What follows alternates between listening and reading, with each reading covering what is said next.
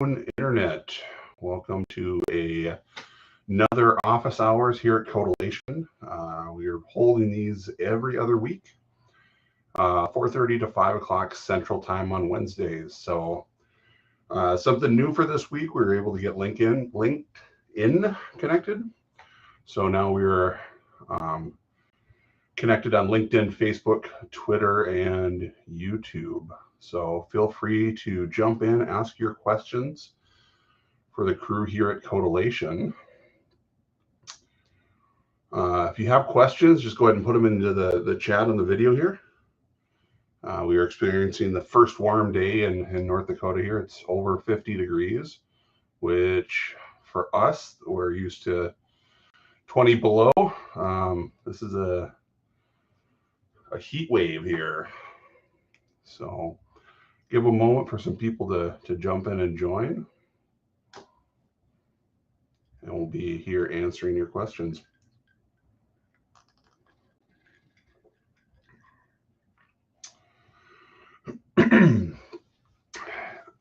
If you're new to what Codalation is, who we are a custom web and software development company that helps companies and startups with early stage ideas turn them into their working product to help grow their customer base. And we're just here to help answer any startup-y questions that we might have.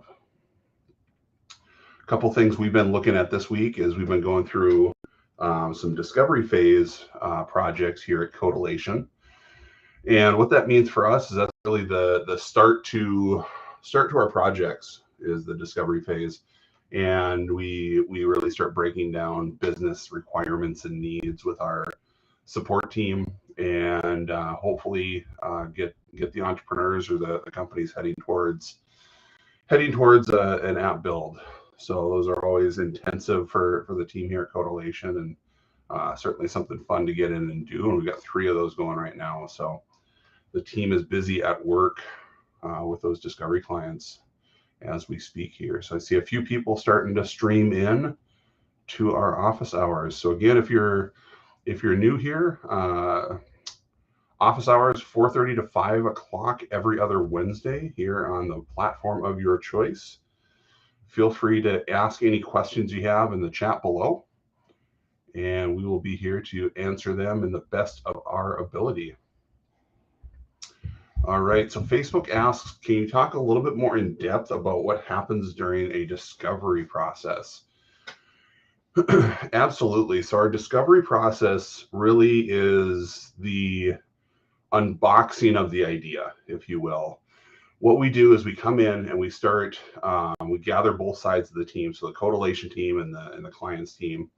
On the client side, we have someone called a product owner, and they're there to be able to make decisions on behalf of the business.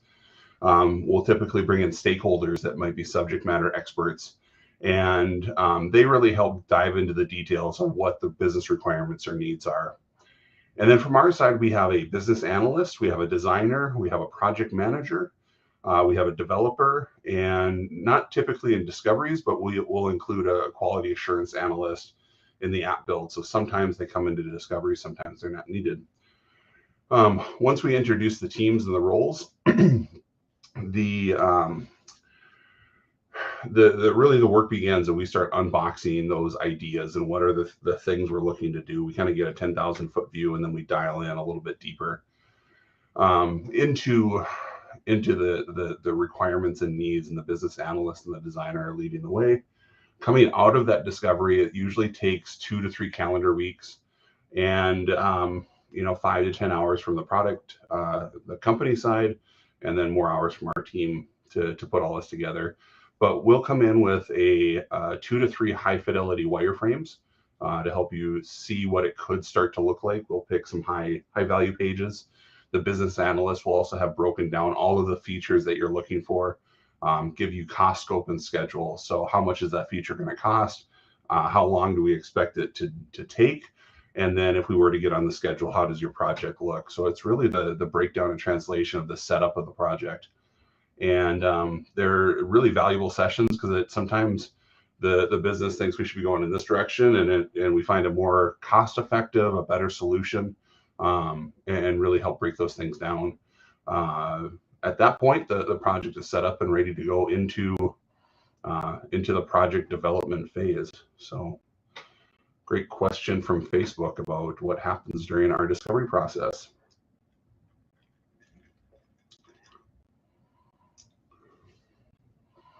All right, so for those of you just joining us, we're Codilation here. We're doing our office hours, which we do every other Wednesday from 4:30 to 5 o'clock Central Time.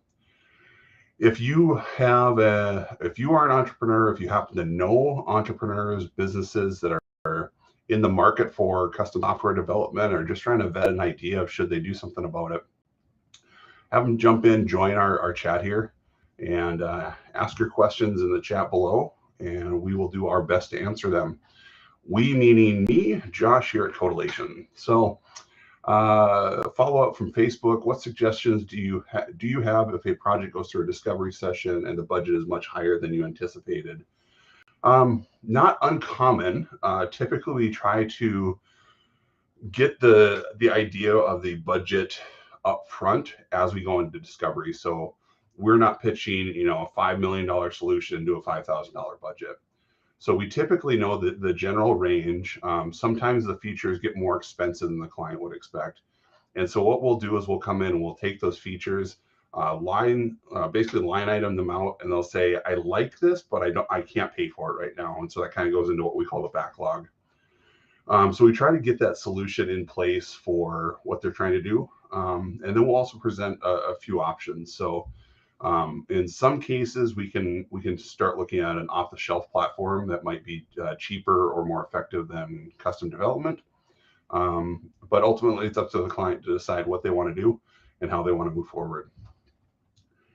Brian on LinkedIn asks, what is the best way to get early adopter feedback?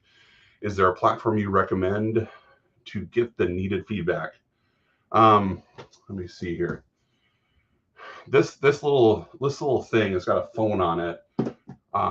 Call your clients, figure out what their pain points are, sit down and have a cup of coffee with them. I feel like trying to automate something too early is something that's dangerous to do. There's a lot of companies out there that will put together like a survey or a poll, and it's really easy to lose context in that format. So if a survey comes across, and I've seen this happen, you answer all the questions, they're like, well, everyone's saying the same thing, and that's exactly what they want, or the solution what we have is what they want. It's easy to take that. It's easy to take that and make some false assumptions. The thing I like to be able to do is to sit in a virtual call, a physical call, in person with somebody, and when you ask them the question of like, what have you tried in the past, and they kind of pause, or they say something that there's a tone or a kind of a leading part to it, like you can say, tell me more about that, lean into that a little bit more. So Brian, don't automate it off the bat. You gotta put the work out in, get the work in place, and just ask the questions in front of your audience. If you can't get in front of your audience, figure out ways that you can. Facebook asks a follow-up question to the discovery session project and budget. How do you handle when development budgets run out? So at Codilation, when we start a project, we have an estimated burn down. So basically, let's say it's a $100,000 project, and magically all 10 features are $10,000. As we go through feature one and we're completing that, you're going to see when that feature goes through testing and acceptance, how much was actually spent against it. So every week you're going to see the burn against your project, so that you're going to be able to see where that budget is running into. Sometimes clients will step in and say, we don't need that feature anymore. It's not as valuable to us as we thought it was in the beginning. We have the ability to kind of move features around, add new features in, remove features along the way, if there are any budgetary constraints. We had a client end of last year that we had a $70,000 budget. It went up to 160, and then it went back down to 110. It was kind of in flux based upon some of the marketing stuff they were trying to do and other moving pieces in the business. So we just do our best to try to educate and communicate where that budget is going and where it's going to be spent into. So hopefully that helps answer your question on Facebook. Brian says, great advice. Thank you. Thanks, Brian. It is 75 degrees up here in my office, so we got to figure out this weather situation here in North Dakota. As I was sharing earlier, it's 55 degrees out, which is amazing, but sometimes seasonal adjustments for us here. Facebook asks, when responding to a RFP and the clients ask you to drop your cost to match a competitor, how do you respond? Do you match, negotiate, or keep the estimated cost? So I'll break that down a little bit on Facebook. An RFP is a request for proposal, and those are typically done so that a company can send out a RFP to multiple agencies and be able to get back a unified response from all of them so they can have an apples to apples comparison for the features and the costs. And in that RFP process, it's really tough to really dial into, it kind of goes back to Brian's question, to dial into the core needs of the client, because a lot of times they won't allow you to have a conversation with them. You need to submit your questions electronically or in some other way, and they'll respond to them. So RFP is a tough situation to get good, accurate bids out of. And what a lot of times happen is that agencies will increase their rates to help cover any sort of a scenario in that. In our situation, we don't do a whole lot of RFPs because we like to be very communicative throughout that process and really dialing into the needs. But the question was, do you match, negotiate, or keep the estimated cost when the client asks you to drop to a customer? Every company is going to have some margin in there, so it's up to the company to decide how do they want to negotiate that. I find it's a risky situation to get in and start negotiating rates at that level. We have fixed costs in our business, and we want to make sure that our people are taken care of and paid well. We're also a time and material shop, so that means that you only pay for the time that we put into the project. So typically, unless there's some real big flexibility in there, we don't typically negotiate on rates. That's what it's going to take for us to do, and we feel that our work is worth it.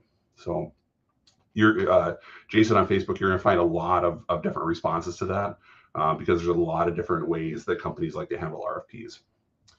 LinkedIn asks, will the client pay a consulting fee for the discovery meeting? Yes. In our case, Codalation charges for our discoveries.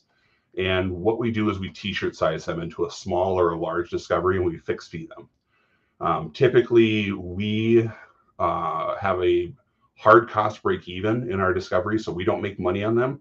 We leave some money on the table, but we feel to properly lay out the value that we're trying to provide, we need to get paid for that. Customers need to pay for that as well.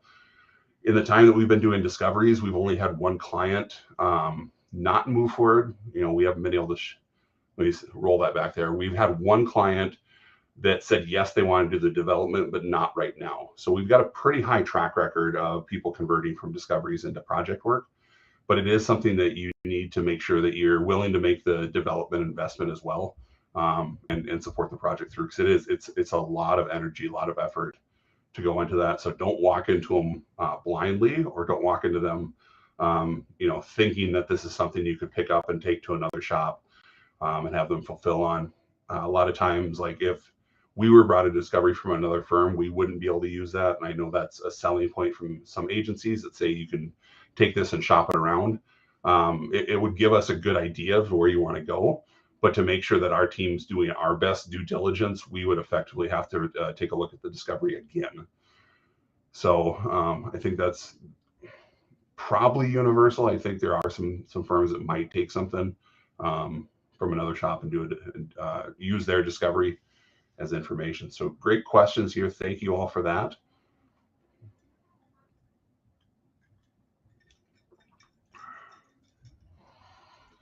If you do have questions, put them into the chat here below. Happy to help and answer anything we can.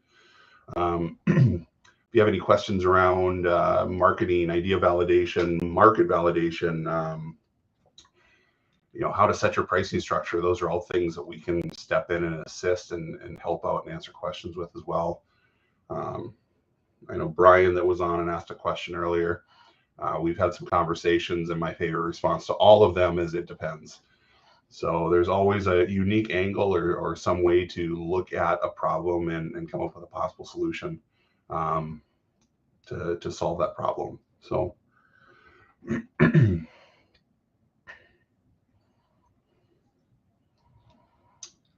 So if you are just joining us, Codellation does office hours every other Wednesday. So we switched to a bi-weekly format. If there are topics that you would like for us to come in and present with, put any of those topics in the chat below. We'd happy to come and do more of a specialized office hours for you as well. Facebook asks, Jason on Facebook asks, you mentioned you're a time and material shop. Do you get pushback from clients to be fixed bid? We've had clients that want to come in and have a fixed bid for a solution. Our reasoning for time and materials is that we are sharing the risk. And if we get into something and we are helping to develop that solution and it's going to be a cheaper implementation, we shouldn't make extra margin on that. And if we get into it and realize like, oh, this third-party API or some solution that you wanted to use is more difficult than what it was on face value, like that's going to cost us more money as well. And so we found that mutual trust of being able to get into a project and say your budget's going to be in this ballpark plus or minus a certain percentage, and then we're able to show high value as we go through that process. So I wouldn't say we get much pushback, but there are some times to where customers just want to know exactly what it's going to cost. And it's one of those things of what we're doing for our clients have not really been done before. They maybe been done in certain ways, but the implementation and the approach that you're taking as the business is something that's unique. And so being able to guarantee a fee on or guarantee a fixed price on that is something that would be extremely difficult to do. And if it was a fixed fee, typically the agency would be adding additional margin in there in case something came into play. So Facebook asks, if you are starting an app build and another development team already started the code base, how do you handle that? That's a good question. We actually have a couple of clients that we've gone through in the last 3 to 6 months that had started some IP, some code base with somebody else. We'll typically come in and do a code audit from that of here's what we're seeing, here's the risks, here's the good pieces to it, and just really kind of lay out what we would recommend to do if we were starting from scratch on day one. And then it's up to the business owner to say, yes, I would like to continue with that code base, or we can refactor some things. There have been times where it has been we need to start from scratch. We had a client that had some work done by a number of master's students over the course of 4 or 5 years, and it just kind of turned into a difficult, fragmented project. And for us to really get traction with it in the way that they needed to scale, one of their core values, we discovered in the discovery process, we do a core values analysis. Their core values were aligning to things that code base wasn't. And so sometimes we have to step in and say, if you want this to be highly scalable and very durable and secure, we need to change what we're doing here. Another question comes in from LinkedIn. Is there any cost-effective programs to help students, entrepreneurs in the FM area who are looking to develop an app? Yes, there's some great programs at the state level. So Innovate ND is one that's a great program. I believe they're still accepting applications for it. You just need to be a business in North Dakota that is looking to leverage technology or some growth in some way, in an innovative way. And if the program still sits the same, it's about $40,000 of grant funds or voucher reimbursement and grant funds that you have to go through certain pitch events. We found that the best use of that program is not with custom development. If you have a technical co-founder, clarification came in and said, I meant decodylation. So do we have any cost-effective programs to help students build apps? Is that what you were meaning there? I'll keep going with innovate just for a moment here, and then I'll pivot over if that's the case. Those are good if you have a technical co-founder that can help write the code. You can use it for marketing and sales and other things that's needed to help you get you into the marketplace. In terms of anything at Codylation, what do we have? We have a educational platform called the Founders Community that we've developed. It's 13 steps from idea to business. And we're happy to get anybody that's interested involved in that program. We're offering it for free right now. It's normally a $50 a month educational platform that we put people through. And think of it kind of like an indie hackers or a Reddit type of environment, to where we have educational pieces, checklists, and steps that we recommend for you to do. So you can go through step 1 through 13. And if you're interested in that, hit us up on any of our social channels, or if you're on the website, use the chat feature there. We'd be happy to get you invited to it and prove the value there. So that's something we're trying to do at Codylation to help give back to the entrepreneurial ecosystem. There's lots of other great programs regionally as well that Emerging Prairie and others have put on that are low cost or no cost to help get moving. Another really great resource is the North Dakota Small Business Center, SDBC, too many letters in that acronym, located up at the NDSU Tech Park as well. So they would help you more on the business side. Our program is helped you a little bit more to set up of technology or an app to take you through and understand your market, do a lean business canvas. We help you think about like wireframes and the features and start scoping that out. And it's really meant that if you were trying to build an app, you could take the research that you've done to a discovery phase and say, I would like to build this out. Or, when you're finding that technical co-founder that could write the code for you, that's really what ours is meant for, is to help understand all this stuff that you probably don't know when you're excited about a business and want to get an app moving and launch. So certainly if anyone's listening, reach out if you're interested or know somebody who's interested, and we'd be happy to get you involved. Eric asked, would the SBDC be able to help me with my business plan? Absolutely. The SBDC is run through the SBA, and it's funded at that level. So there are no fees to go talk to anybody at the North Dakota Small Business Development Center. They have, I know Paul Smith here in town has a wonderful financial background and is certainly able to help out with the business planning, the financing, how to be looking at revenue and forecasting. So those are definitely things that they would be able to help out with. And I know that there's other NDSBDC locations around the area here as well, in Grand Forks and I believe Bismarck. So they would definitely be able to assist with that.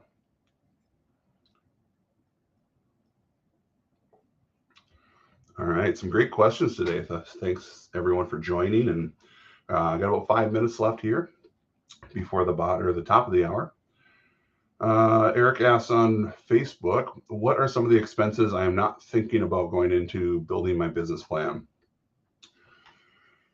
There infinite expenses. Double whatever you're thinking and cut your revenue in half. That's a good rule of thumb just to be thinking about. If you're coming to us and looking to build out an application, a lot of times people don't think about the marketing and sales costs to acquire your customers, your hosting costs for the application, maintenance and support, upkeep of the application. It's not going to be something to where you can just build it and walk away from it. You're going to have to maintain it. People are a big expense that a lot of times you don't think of needing team members to get the app into the market or to start scaling your support team. customer service, and then the death by kind of 1,000 cuts is going to be all of the little tools and SaaS products you need to stand up, from help desk and support to emails to Slack. We probably spend, just at Codilation, we're a small team, we probably spend $1,500 a month on SaaS products and then things like that, just to keep our team operating and moving forward. So there's lots of stuff to think about. My advice would be is take your customer journey of they show up on your website or you're selling them something. How do they go from a lead into a possible customer to a customer and then a supported customer? If you can take that customer journey with them, you're going to uncover a lot of costs that you're probably not thinking of. Some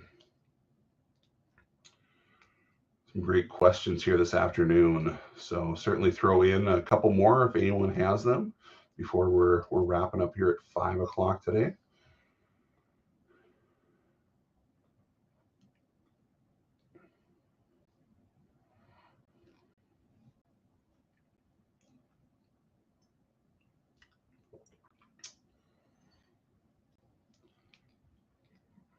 All right.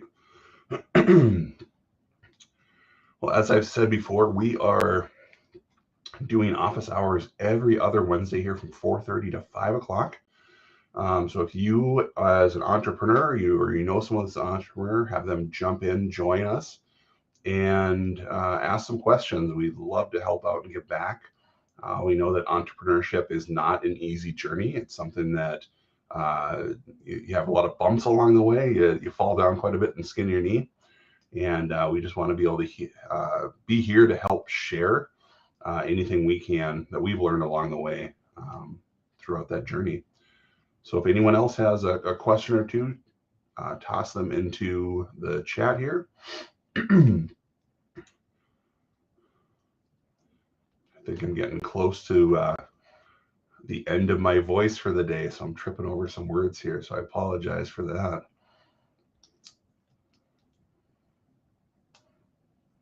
All right.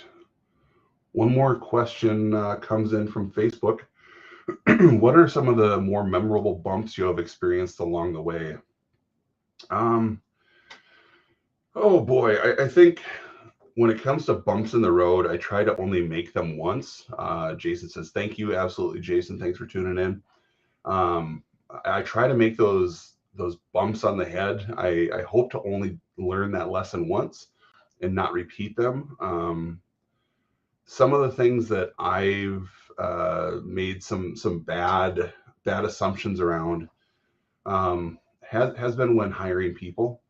And one good thing I learned from an entrepreneur by the name of Sujan Patel, he had some really good advice of, if you're hiring somebody that you haven't done that job before, you don't know what success looks like, you need to hire somebody that's been successful twice in that position, because once could be a fluke.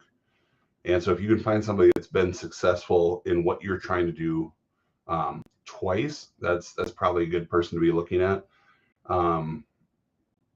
I think around the people thing as well, sometimes hiring skills over character is always a challenge. You might have somebody that's real good on paper, but might not be a good culture fit for you. Those are definitely some things to look out for. And then sales and marketing is going to be more difficult than you expect it to be and harder than you expect it to be. So make sure that you've got a good cash flow situation or good available lines of credit, things like that. Because without them, it really takes the wind out of a sale when you got to stop everything you're doing, refocus to get that cycle moving again, and then the flywheel moving. So those are some of the bumps along the way that I have learned. I'm sure there is a 1,000 of them that I could go through in some level of depth here.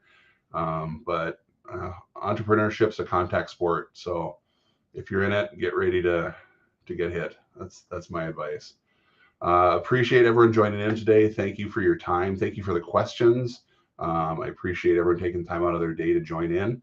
And if you know of an entrepreneur that's looking to get some questions answered, have them join us here in 2 weeks for Codilation Office Hours. Hope everyone has a great rest of their week, and we'll talk to you in 2 weeks.